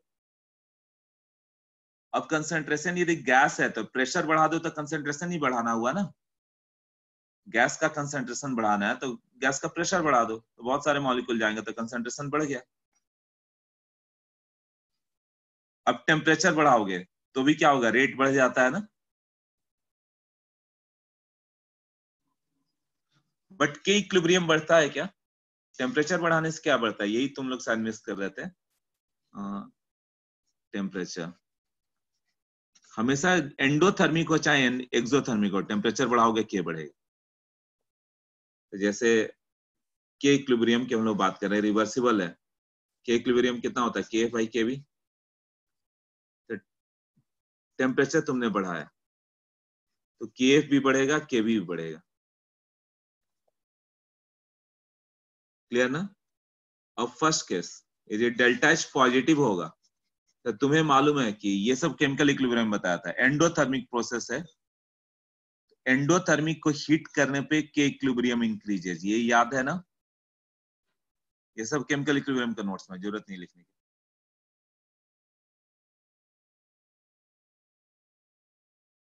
एक्सोथर्मिक को हीट करने पे रिएक्शन फॉरवर्ड जाता है। याद करो, कोई भी रिएक्शन एंडोथर्मिक को हीट करने पर रिएक्शन फॉरवर्ड जाता है, मतलब के इक्विलिब्रियम बढ़ जाता है। तो क्या बढ़ेगा, केएफ की केबी? दोनों बढ़ा है, बट कौन सा ज्यादा बढ़ जाएगा? केएफ इंक्रीजेस मोर और केबी इंक्रीजेस मोर। हाँ, अब केएफ बाई केबी है, दोनों इंक्रीज हो रहा है, केएफ विल इंक्रीज मोर ना। ये हो गया केएफ इंक्रीजेस मोर देन केबी, तभी बढ़ा ना। बट यही तुम्हारा एक्सोथर्मिक रहता, तो एक्सोथर्मिक को हीट करने पे के इक्विलिब्रियम डिक्रीज हो गया। हीट किया है तो के इक्विलिब्रियम डिक्रीज हो गया, बट केएफ और केबी दोनों इंक्रीज हुआ है। क्या हुआ, केएफ भी इंक्रीज हुआ, केबी भी इंक्रीज हुआ है। तो कौन सा ज्यादा इंक्रीज हुआ? केबी ज्यादा बढ़ेगा, राइट? केबी ना, केबी बढ़ेगा तो वैल्यू डिक्रीज होगा ना। डेल एच निगेटिव है तो क्या हो गया, के इक्विलिब्रियम डिक्रीज हुआ। ये दोनों इंक्रीज हो रहे हैं, तो के बाई केबी है, ये डिक्रीज कब होता है? जब ये दोनों इंक्रीज होने के बाद भी डिक्रीज हो रहा है, मतलब ये बहुत तेजी से बढ़ गया केबी, तो डिनोमिनेटर बड़ा हो गया था, डिक्रीज हो गया, तो केबी इंक्रीजेस मोर। तो ये 4 केस थे, 2 मैंने लिखे हैं, बाकी 2 नोट्स में पहले से थे, जस्ट रिकॉल करा दिया। केबी इंक्रीजेस मोर देन केएफ, ऐसा था ना। उसी तरह एक्सोथर्मिक वाला प्रोसेस था। ओके, तो ये हो गया कंसंट्रेशन। दूसरा हो गया टेम्परेचर। तो टेम्परेचर अभी ये मत बोलना कि एंडोथर्मिक है तो रेट बढ़ेगा, एक्सोथर्मिक है तो रेट स्लो होगा। नहीं, एंडोथर्मिक को चाहे एक्सोथर्मिक को हीट करेंगे तो रेट बढ़ेगा ही। इसीलिए इंडस्ट्रियल प्रोसेस जो एक्सोथर्मिक भी है ना, हाई टेम्परेचर पे करने रहते हैं, फर्नेस में करते हैं। N2+3H2 gives out ammonia gas का प्रोडक्शन। एक्सोथर्मिक है फिर भी बहुत हाई टेम्परेचर पे करते हैं कि रेट फास्ट रहे। ओके, कैटालिस्ट, इसका रोल अभी देख लिया।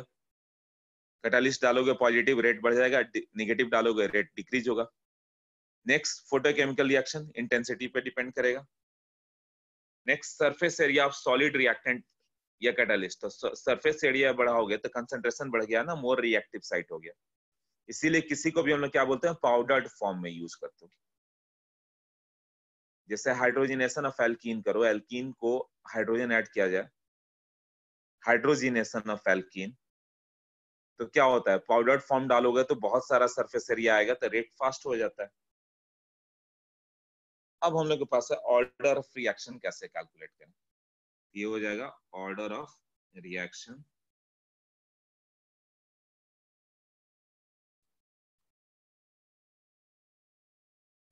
विद द हेल्प ऑफ, ये लास्ट टॉपिक, उसके बाद वाला टॉपिक छोड़ भी दो तो कई बुक में दिया है, कई बुक में नहीं दिया। वैसा है प्रपोज मैकेनिज्म। मैकेनिज्म देख के तुम्हें ऑर्डर ऑफ द रिएक्शन बताना है, ये बहुत ही इंपॉर्टेंट है, बहुत ही इजी है। देखते हैं आंसर होता है, क्वेश्चन आ जाए तो छूटना नहीं चाहिए, हो जाना चाहिए।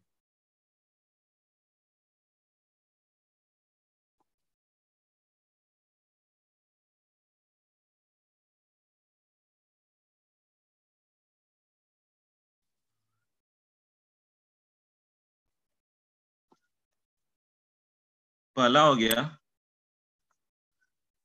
RDS method, rate determining step method. यही हम लोग का करना है, rate determining step method.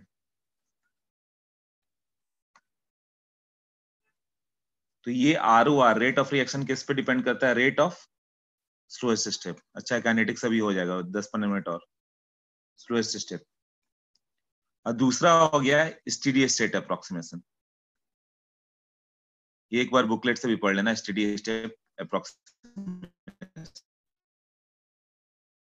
Booklet कल भी आइलैंड का, उसमें अच्छे से दिया हुआ है, बट ये आउट ऑफ सिलेबस है, आज तक आईटी में नहीं है। फिर भी कभी दे दिए तो तुम्हें मालूम होना चाहिए, थोड़ी बहुत चीजें। उसका एजम्पशन क्या है कि जो इंटरमीडिएट बन गया है di/dt वो 0 होगा और इंटरमीडिएट का कंसंट्रेशन हमेशा कांस्टेंट होगा, स्टेडी स्टेट में आ जाएगा। इंटरमीडिएट जितना बना उतना ही यूज होगा। तो ये लिखा हुआ है इंटरमीडिएट प्रोडक्ट, इंटरमीडिएट प्रोडक्ट,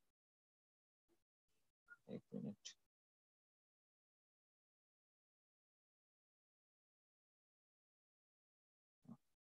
इसमें नोट्स में देखना लिखा हुआ intermediate product concentration remain constant during progress of reaction. तो ये चीज एक बार पढ़ लेना, नहीं तो इसको लास्ट में कर लेंगे। Intermediate product concentration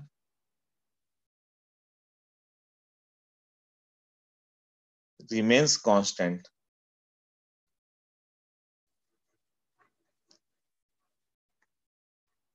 during progress of reaction। तो इसका क्या मतलब है उसी समय देखेंगे।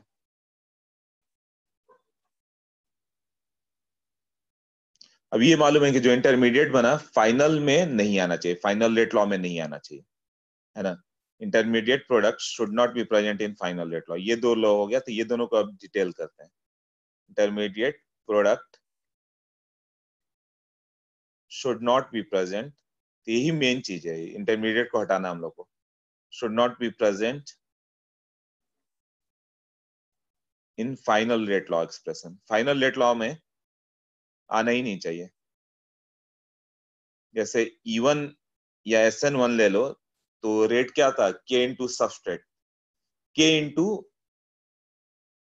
ये नहीं आना चाहिए, कार्बोकैटायन नहीं आना चाहिए, कार्बन आयन फ्री रेडिकल नहीं आना चाहिए। तो इंटरमीडिएट हम लोग को हटाना पड़ता है। रेट लॉ यदि इंटरमीडिएट के टर्म में आ गया तो इंटरमीडिएट से फ्री करना पड़ेगा उसे। तो जैसे कॉम्प्लेक्स रिएक्शन दिया हुआ है, 2NO2 plus F2 gives out 2NO2F। अब इसका प्रपोज मैकेनिज्म क्या है? मैकेनिज्म हम लोग प्रपोज करते हैं, तुम थाउजेंड्स ऑफ मैकेनिज्म सबके लिए प्रपोज कर सकते हो। स्टेप 1 क्या हो गया, किसी ने प्रपोज किया कि हो सकता है NO2F2 से रिएक्ट करें और NO2F और F बने। तो फिर बाद में प्रैक्टिकली डिटरमाइन करने की कोशिश की जाती है कि F बना था क्या, कार्बोकैटायन बना था कि कार्बन आयन की फ्री रेडिकल, तो मालूम चल जाता है फिर। और एक प्रपोज होगा स्टेप 2 कि NO2F से रिएक्ट करके क्या बन जाएगा, NO2F बन गया। अब ये फास्ट हो गया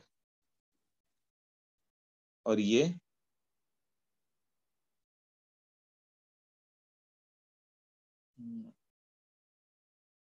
स्लो है।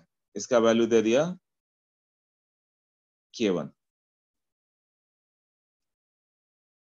तो RDS मेथड से हम लोग चलें, RDS मेथड, तो क्या होगा, रेट किसके प्रोपोर्शनल होगा, स्लोएस्ट स्टेप ना।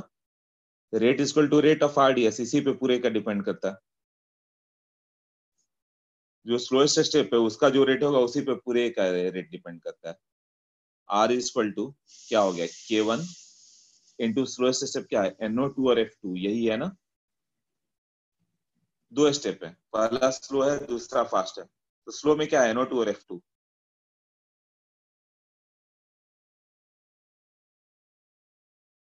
क्लियर हो गया। तो अब ये देखो NO2 F2 क्या रिएक्टेंट है क्या। हाँ, तो तुम देखोगे कि हाँ NO2 और F2 दोनों रिएक्टेंट है, तो इसको एज इट इज छोड़ दो, यही हो जाएगा। यदि रिएक्टेंट इन्वॉल्व है तो बस यही हो जाएगा तुम्हारा रेट ऑफ रिएक्शन। अब मान लो ये एक रिएक्शन हो गया, A+2B, A गिव्स आउट, एक क्वेश्चन देखोगे आते रहता है, A2 plus B2 gives out 2AB। तो मान लो A2 gives out 2A, first step, ये स्लो है। और दूसरे स्टेप में क्या हो गया,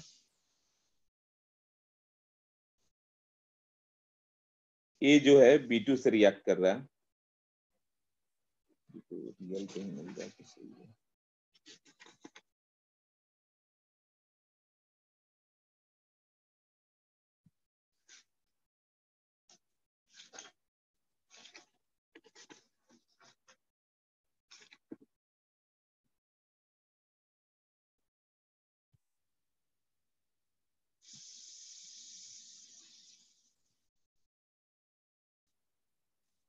यहाँ पे क्या करते हैं,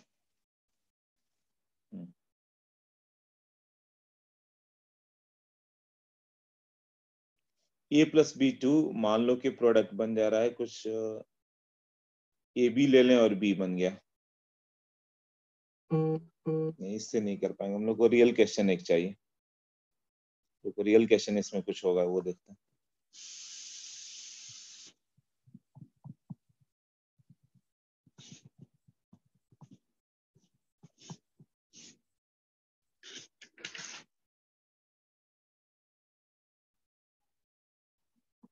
हाँ ठीक है, एक रिएक्शन है, मान लो कि कॉम्प्लेक्स रिएक्शन एक दिया हुआ है, नेक्स्ट पेज पे एक दिया हुआ है कि वो है 2O3 गिव्स आउट 3O2। इसका स्टेप 1 जो हो गया वो है O3 gives out O2 plus O, इसका के इक्विलिब्रियम दिया हुआ, और ये जो हो गया फास्ट रिएक्शन है, ये लिखा रहेगा कि इक्विलिब्रियम फास्ट है, मतलब 1 मिनट में इक्विलिब्रियम बन गया, इक्विलिब्रियम आ गया, फास्ट इक्विलिब्रियम आ गया। और जो दूसरा स्टेप है ना, O3 O से कंबाइन करेगा, अब ये K1 है और ये बन जा रहा है 2O2, ये स्लो हो गया। अब ओवरऑल क्या होगा, दोनों को ऐड कर दो, ये स्टेप 2 था, ओवरऑल हो गया 2O3 गिव्स आउट 3O2, ये ओवरऑल हो गया। तो रेट जब लिखेंगे हम लोग का तो क्या होगा, K इनटू स्लोएस्ट स्टेप कौन सा है, सेकंड वाला है, तो उसका K1 था ना, इनटू O3 इंटू O, ये हो गया। बट इसमें देखो इंटरमीडिएट है क्या, हाँ इंटरमीडिएट है, इसमें क्या है, O इज इंटरमीडिएट ना, तो इसको हटाना जरूरी है। हाँ O इज इंटरमीडिएट, यदि O नहीं रहता, केवल O3 रहता तो छोड़ देते वहीं पे, वही रेट लॉ हो जाता, मतलब केवल रिएक्टेंट के टर्म में आना चाहिए तो सही है, इंटरमीडिएट नहीं आना चाहिए, रिएक्टेंट प्रोडक्ट सब चलेगा। तो O आ गया, तो रेट दूसरा क्या होगा, अब O को हटाना है तो फर्स्ट स्टेप पे जाओ, के इक्विलिब्रियम कितना होता है, इसको सही से समझ लेना है, ये क्वेश्चन आना ही है मेंस एडवांस दोनों में। O2 into O divided by what, O3, O का कंसेंट्रेशन तो आ गया ना, के equilibrium into O3 by O2, ये 2 हो गया। फ्रॉम स्टेप 1 और 2 ले लो तो क्या हो जाएगा, रेट का वैल्यू क्या हो गया, K1 इंटू O3, अब O2 का वैल्यू यहां से आ गया है, के equilibrium into O3 by O2,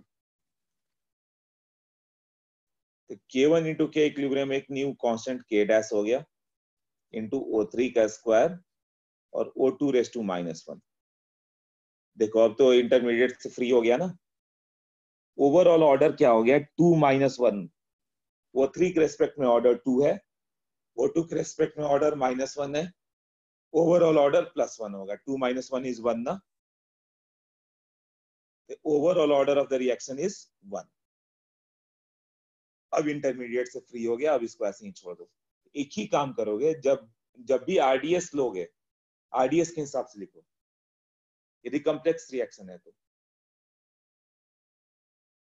तो आरडीएस के हिसाब से हम लोग लिखेंगे, जैसे O3 तो में ये मैकेनिज्म दिया रहेगा, ये मैकेनिज्म दिया रहेगा, 2-3 स्टेप, तो जो स्लो स्टेप उससे पकड़ो, स्लो स्टेप ये है, इसका रेट क्या होगा, इसका जो रेट होगा उसी पे डिपेंड करेगा। जैसे मैंने बहुत पहले एग्जांपल दिया था कि मान लो कि 1 लाख टायर रोज बना ले रहे हो, 1 लाख ट्यूब रोज बना ले रहे हो, बट सीट 100 ही बना पा रहे हो, तो बाइसिकल का प्रोडक्शन तो 100 ही होगा ना। तो रेट किस पे डिपेंड करता है, rate of the slowest step, rate of the seat production, तो रेट डिपेंड करेगा इस स्टेप पे। तो इसका क्या होगा rate, K1 into O3 into O, ऐसे तो लिख लोगे। अब देखो रिएक्टेंट में क्या क्या है, या प्रोडक्ट में O इंटरमीडिएट है ना, होना क्या चाहिए था, O3 या O2 आए तो चलेगा, बट ये O आ गया, वो तो कोई इंटरमीडिएट है तो इसे हटाना पड़ेगा, तो उसे हटाने के लिए यहाँ पे जाओगे तो एक के इक्विलिब्रियम दिया हुआ है। अब इक्विलिब्रियम कांस्टेंट तुम्हें लिखना मालूम है कैसे होता है, O2 into O by O3, ऐसे ही था ना इक्विलिब्रियम कांस्टेंट, के equilibrium is equal to O2 into O by O3, O का वैल्यू कितना हो जाएगा, के equilibrium into O3 by O2, यही रहेगा ना।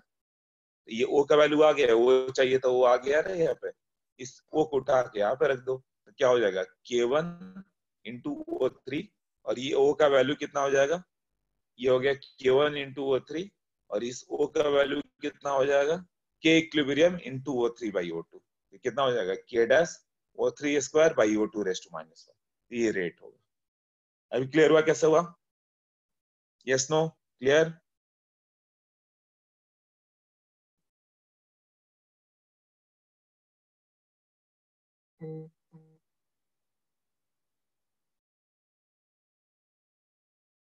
हाँ, तो अब E1 CV का मैकेनिज्म में मैंने बताया था कि ये तुम लोग को जब E1 CV का मैकेनिज्म से क्लियर होगा। E1 CV में क्या था याद है? CH3 CH2 CHH CHF ले लो, CH2H। पहले स्टेप में बेस आया था, ये लेके एलिमिनेट हो गया, तो ये स्टेप फास्ट है। क्या बन जाएगा?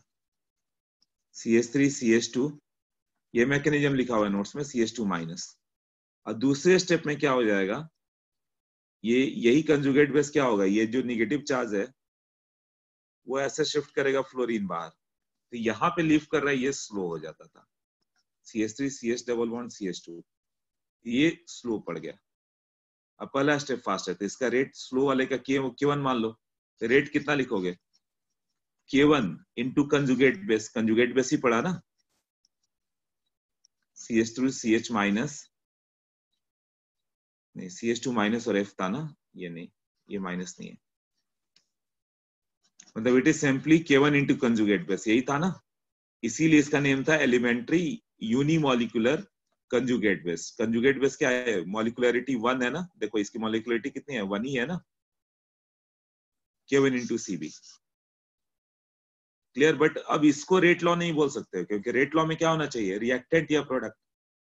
ये तो कंजुगेट बेस है ना, carbocation carbon ion free radical, ये सब रेट लॉ में नहीं रहना चाहिए, इसे तुम्हें हटाना पड़ेगा। तो फर्स्ट स्टेप से क्या होगा, फर्स्ट स्टेप इक्विलिब्रियम में होगा, फास्ट इक्विलिब्रियम में रहेगा, फास्ट इक्विलिब्रियम में। तो यहाँ पे क्या हो गया, conjugate base divided by substrate. Substrate क्या था, CH3 CH CHF CH3, ऐसा हो गया ना। तो कंजुगेट बेस कितना बन गया, ये वैल्यू आ जाएगा K इक्विलिब्रियम इनटू सबस्ट्रेट। अब रेट के टर्म में चलो, ये जो रेट हो गया कितना हो जाएगा, K1 इंटू सबस्ट्रेट कंसेंट्रेशन, अब कितना हो गया, K इक्विलिब्रियम इंटू, इसको RX लिख देते हैं शॉर्ट फॉर्म में, तो एक न्यू कांस्टेंट K डैश हो गया इंटू RX इंटू, अच्छा बेस भी था ना यहाँ पे, एक मिस कर गए बहुत बड़ा,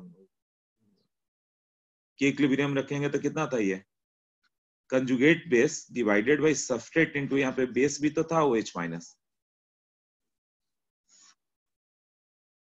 पहला स्टेप देखो, पहला स्टेप ये मान लो इक्विलिब्रियम है, तो K इक्विलिब्रियम कितना होगा, इसका कंसंट्रेशन डिवाइडेड बाय RX और बेस, यही हुआ ना।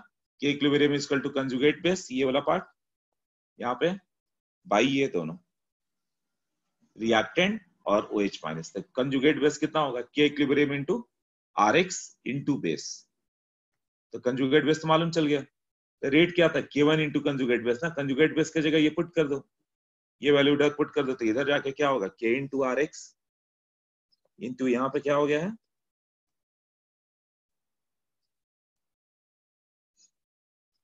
OH माइनस, ये जो होगा K into RX into OH, overall E2 हो गया ये, ओवरऑल E2। तो जब भी पूछे कि रिएक्शन बाई मॉलिकुलर है कि नहीं, तो ये रिएक्शन बाई मॉलिकुलर है, सेकंड ऑर्डर है। E1 CV देखने में लग रहा है कि फर्स्ट ऑर्डर है। तो पिछले बार जब ये क्वेश्चन आया था तो ऑलमोस्ट सारे मुंबई के लड़के गलत कर गए थे, इवन टीचर्स को डाउट था कि ये E2 कैसे हो गया। बाद में सबने चेक किया तो मान चला यार ये तो E2 होता ही है। क्लियर ना? तो इसका मैकेनिज्म ये है कि ये E2 में आता है, बट अदर बुक्स में दिया हुआ है, जैसे नारायणा की बुक वगैरह देखो तो लोग E2 मान के चलते हैं कि ये E2 है। मैकेनिज्म क्लियर हुआ कैसे E2 हुआ? नेम के कारण E1 लिख देते हैं कि फर्स्ट ऑर्डर पूछता है कि कौन कौन सा फर्स्ट ऑर्डर रिएक्शन है ना। इसको सेकंड ऑर्डर में काउंट करके चलना है, ये E1 CV second order basically, notes में अच्छे से लर्न कर लेना। तो सेकंड ऑर्डर कौन सा है, E1 CV, E2 और SN2।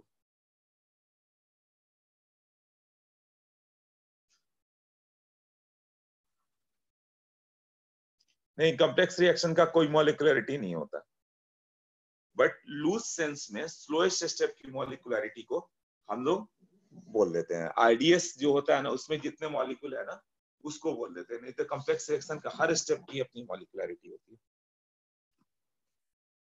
ये नहीं समझा तब तो पूरा समझाना पड़ेगा। कौन सा स्टेप नहीं समझा ये बता सकते हो? किसका डाउट है? रुको। अच्छा, कितने लोग क्लियर हुआ? यस नो ये बताओ।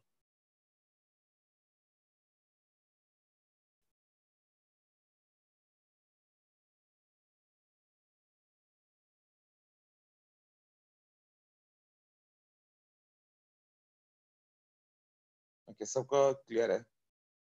अनुराग का छोड़ के। के इक्विलिब्रियम के बाद नहीं समझ में आया। देखो, के इक्विलिब्रियम कहाँ पे है? इधर। ये के इक्विलिब्रियम कितना होगा? कंजुगेट बेस दिया हुआ है। रेट कितना हो गया? स्लोएस्ट स्टेप पे जाओगे। स्लोएस्ट स्टेप कौन सा था? दूसरा स्टेप स्लो है। ये K1 इंटू कंजुगेट बेस ये आया ना, तो ये यहीं पे नहीं छोड़ दोगे। फर्स्ट ऑर्डर लिख के नहीं छोड़ दोगे, यहीं पे रॉन्ग हो जाता है। लोग मान लेते हैं कि फर्स्ट ऑर्डर हो गया, बट फर्स्ट ऑर्डर ये तो कंजुगेट बेस है, ये तो इंटरमीडिएट है। इसके टर्म में तो ऑर्डर बोल ही नहीं सकते। ऑर्डर हमेशा रिएक्टेंट के टर्म में था ना, तो कंजुगेट बेस को यहां से लो कंसंट्रेशन। के इक्विलिब्रियम क्या होगा? Conjugate base divided by RX और OH माइनस, यही है ना? कंजुगेट बेस बाई आरएक्स और OH माइनस। तो कंजुगेट बेस क्या होगा? के equilibrium into RX into OH minus. इतना हो गया ना? कंजुगेट बेस कितना होगा? के equilibrium into RX into OH minus. तो के रेट क्या हो गया? के इंटू दिस वैल्यू के डैश आरएक्स OH माइनस। यहाँ आरएक्स के रेस्पेक्ट में 1, OH के रेस्पेक्ट में 1, तो ऑर्डर 2 हो गया ना। ओवरऑल एलिमिनेशन ये बाई मॉलिक्यूलर है, सेकंड ऑर्डर है, फर्स्ट ऑर्डर नहीं है। First order with respect to conjugate base है।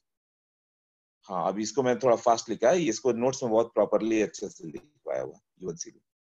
अब इस पे स्टडी स्टेट एक अप्रोक्सीमेशन है, वो छोटा ही सा ही कंसेप्ट है, वो आता नहीं है तो क्यों करना। एक्टिवेटेड कॉम्प्लेक्स थियरी भी एक एक्स्ट्रा दिया हुआ है, वो सब नहीं आने वाला, उसे अवॉइड करो। क्लियर हुआ? बट बाद में कभी जरूरत पड़ा तो हम लोग देख लेंगे, बट उसके क्वेश्चंस के लिए जरूरत नहीं है, सारे क्वेश्चंस हो जाएंगे तुमसे भी। हाँ, लेसन ओवर, तुम्हारा ये रिएक्शन हम लोग ओवर होता है।